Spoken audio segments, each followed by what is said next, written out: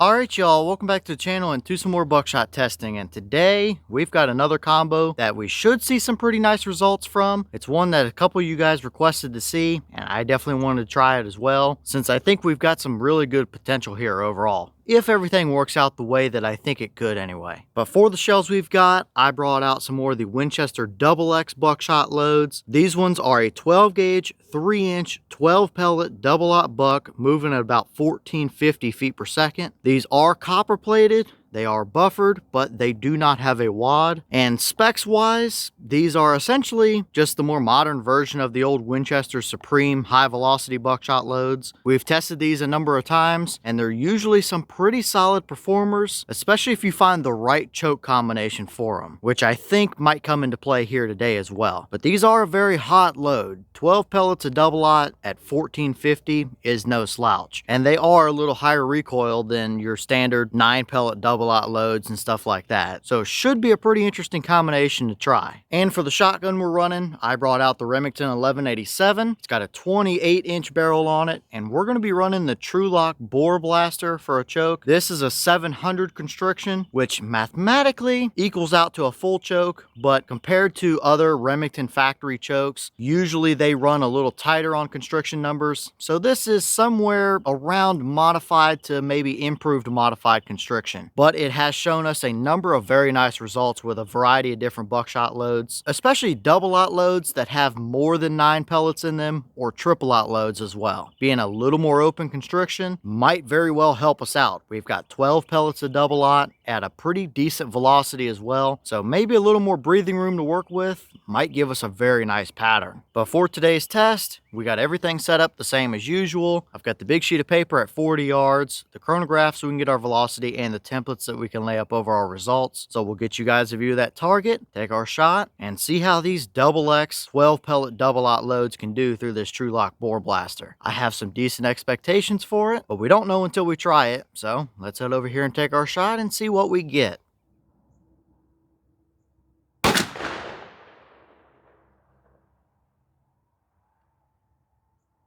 Okay, that shell gave us 1319 through the chrono. Box claim is 1450, so we are not seeing that number. And the last time we just recently tested these, I believe we were also seeing close to 1300. For whatever reason, I remember them being a little quicker than this, but still, a little over 1300 is plenty good enough for a 12 pellet loaded double-aught out to 40 yards. And they are pretty snappy for recoil as well. So although we didn't see their claim, the velocity number is still perfectly fine. So how do they pattern? Let's go look at our target and see what we got.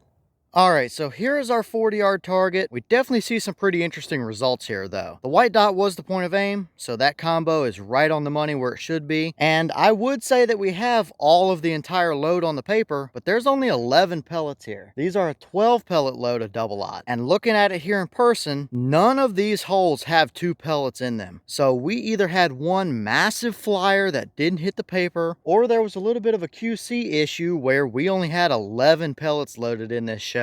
But nowhere else on this paper do we have another double-aught pellet. And for those curious, this pellet hole over here is not related to this pattern at all. So that one isn't the flyer. So we only have 11 here. I don't think I've ever ran into that with a Winchester shell. I have seen it in Remington buckshot loads a few times, so a little bit out of the ordinary there. But I did measure the 11 pellets we do have on paper. It gave us a 17-inch tall by 15-inch wide spread. So very solid performance overall for the size of the pattern. But we do have a pretty glaring void right dead center as well. We don't really have any pellets in or right around that white dot. That's right where the core should be. And we kind of drew a little bit of a circle around it. I don't think this pattern is blown out, or else we would really start seeing scattered pellets. And a lot of times that's what happens when you overchoke a load. But this might be on par with, or potentially a little bit tighter of a spread than what we have seen from these previously. Generally, 20 inches or just under that mark is a pretty safe bet for these shells. So probably a little bit of luck of the draw as to why we didn't get a pellet dead center there as well. Maybe that would have been the 12th pellet if we had 12 pellets in this shell, who knows. But size wise, we've got a decent pattern going on here. But let's throw some templates up and see how it actually performed. First up, we have a 10-inch circle. If we put it dead center where our core was, that gave us 2 pellets at 40 yards. 2 out of, I guess you would call it 11. Not all that great, but you can see how tight that pattern is because we can only really see 1, maybe 2 pellets just outside of it. So everything is condensed down, just not a great core area.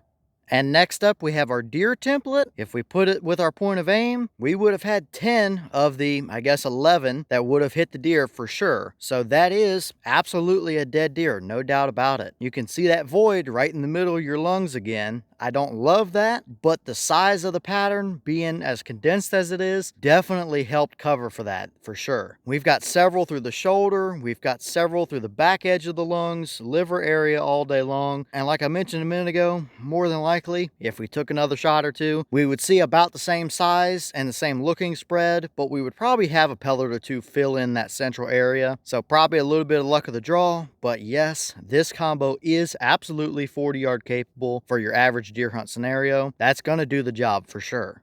And finally, for you pig hunters down south, here's your hog template. Pretty much the same story as the deer is. Good number of pellets hit him for sure. Still have that void in the center that I don't love, but it is absolutely capable enough of doing the job, that's for sure. And if you ever wanted to or had to, a coyote would be a little smaller than what that hog template is. And yeah, it would be coyote capable as well. So overall here today, I like what I'm seeing as far as the size and spread of the pattern goes. Anything sub 20 inches at 40 yards is a solid buckshot pattern. The closer we get down there to 15 inches or under, the better and better it gets. So this may not be the tightest or the best buckshot pattern we've gotten by a good margin, and it might not even be the best buckshot pattern we've gotten through that Trulock choke, but this is still very solid. It's plenty capable enough of doing the job. I just wish, number one, that we would have had all 12 pellets on the paper, and number two, that we would have been able to put a pellet or two right around or through that white dot. I definitely don't love that void in the core, but it's probably a little bit of luck of the draw on this particular shot. If we had that 12th pellet, there's a decent chance that it would probably be right through the center of the core area. So really, not bad overall today. Not perfect, but it's absolutely usable. If this is the combo I had, I wouldn't hesitate to run it for any average deer hunt that I'm on out to 40 yards or so. I may have been hoping for a touch tighter of a pattern, but 40 yards for a loaded double aught, that's not too bad overall. I'll take it for what it is.